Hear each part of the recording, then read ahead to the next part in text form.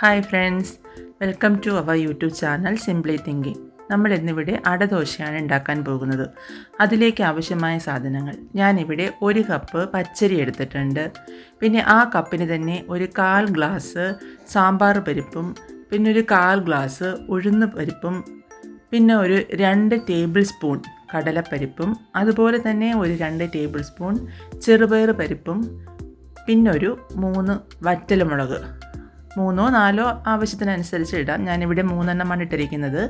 അതിനുശേഷം ഇത് വെള്ളമൊഴിച്ച് നന്നായിട്ട് വാഷ് ചെയ്തതിന് ശേഷം ഇത് നമുക്ക് രാത്രി കുതിരാനായിട്ട് വെക്കുക.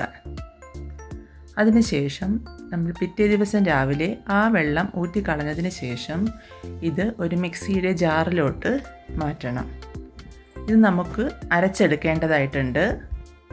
നിങ്ങൾ ഈ ചാനൽ ആദ്യമായി കാണുകയാണെങ്കിൽ സബ്സ്ക്രൈബ് ചെയ്യണം, ഷെയർ ചെയ്യണം, കമൻറ്റ് ചെയ്യണം, കൂടാതെ ബെല്ലൈക്കൺ പ്രസ് ചെയ്യണം. എങ്കിലേ ഞാനിടുന്ന വീഡിയോസിൻ്റെ നോട്ടിഫിക്കേഷൻ കിട്ടുകയുള്ളൂ.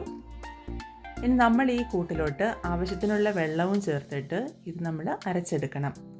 അരച്ചെടുക്കുമ്പോൾ ഒരു കാര്യം പ്രത്യേകം ശ്രദ്ധിക്കണം. ഇത് ഫൈൻ പേസ്റ്റായിട്ട് അരയ്ക്കാൻ പാടില്ല. ചെറിയ തരിതരിപ്പോട് കൂടി വേണം അരച്ചെടുക്കാനായിട്ട്. ഇനി നമുക്ക് ഈ കൂട്ട് നമുക്കൊരു പാത്രത്തിലോട്ട് മാറ്റാവുന്നതാണ്. അത് മാറ്റിയതിന് ശേഷം നമുക്ക് ഇതിലോട്ട് കുറച്ച് ഇൻഗ്രീഡിയൻസ് കൂടി ചേർക്കേണ്ടതായിട്ടുണ്ട്. അതെന്തൊക്കെയാണെന്ന് നോക്കാം. അതിലേക്ക് നമുക്ക് ഒരു 1/2 ടീസ്പൂൺ മഞ്ഞൾപ്പൊടി, ഒരു 1/2 ടീസ്പൂൺ കായപ്പൊടി,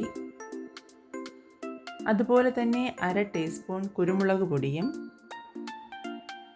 പിന്നെ ആവശ്യത്തിന് ഉപ്പും ചേർത്ത് നന്നായിട്ട് മിക്സ് ചെയ്യണം. അതിനുശേഷം ഇതിലേക്ക് കുറച്ച് സാധനങ്ങൾ കൂടി നമുക്ക് ചേർക്കേണ്ടതുണ്ട്. ഒരു സവോള ചെറുതായിട്ട് കൊത്തിയരിഞ്ഞതും, പിന്നെ 1 ടീസ്പൂൺ ഇഞ്ചി ചെറുതായിട്ട് കൊത്തിയരിഞ്ഞതും, പിന്നെ ഒരു 2 പച്ചമുളക് അതും ചെറുതായിട്ട് അരിഞ്ഞതായിരിക്കണം. പിന്നെ ഒരു 2-3 കറിവേപ്പില, 2-3 തണ്ട് കറിവേപ്പില അതും ചെറുതായിട്ട് അരിഞ്ഞത് ഈ മിക്സിയിലോട്ട് ഇട്ട് നന്നായിട്ട് മിക്സ് ചെയ്യണം. ഈ കൂട്ട് എല്ലാ മാവിൻ്റെ എല്ലാ ഭാഗത്തും വരത്തക്ക രീതിയിൽ നന്നായിട്ട് മിക്സ് ചെയ്യണം. ഈ കൺസിസ്റ്റൻസി ആയിരിക്കണം. എന്നിട്ട് ഇനി നമുക്ക് ഇതൊരു 10 മിനിറ്റ് സമയത്തേക്ക് റെസ്റ്റ് ചെയ്യാനായിട്ട് വയ്ക്കാം.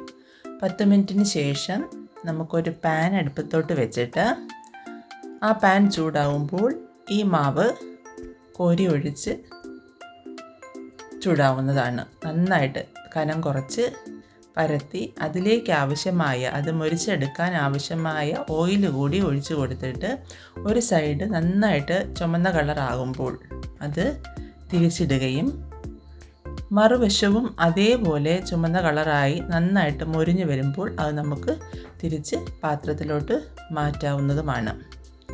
ഇങ്ങനെ നമുക്ക് ബാക്കി മാവുകളും കൂടി ചുട്ടെടുക്കാവുന്നതാണ്. ഇപ്പോൾ നമുക്കിവിടെ സ്വാദിഷ്ടമായ അടദോശ റെഡിയായിട്ടുണ്ട്. ഞാനിവിടെ വെള്ള ചമ്മന്തി അതിനോടൊപ്പമാണിത് സെർവ് ചെയ്തിരിക്കുന്നത്. എല്ലാവരും ഇതുണ്ടാക്കി നോക്കണം. നല്ല ടേസ്റ്റി ആയിട്ടുള്ള അടദോശയാണ്.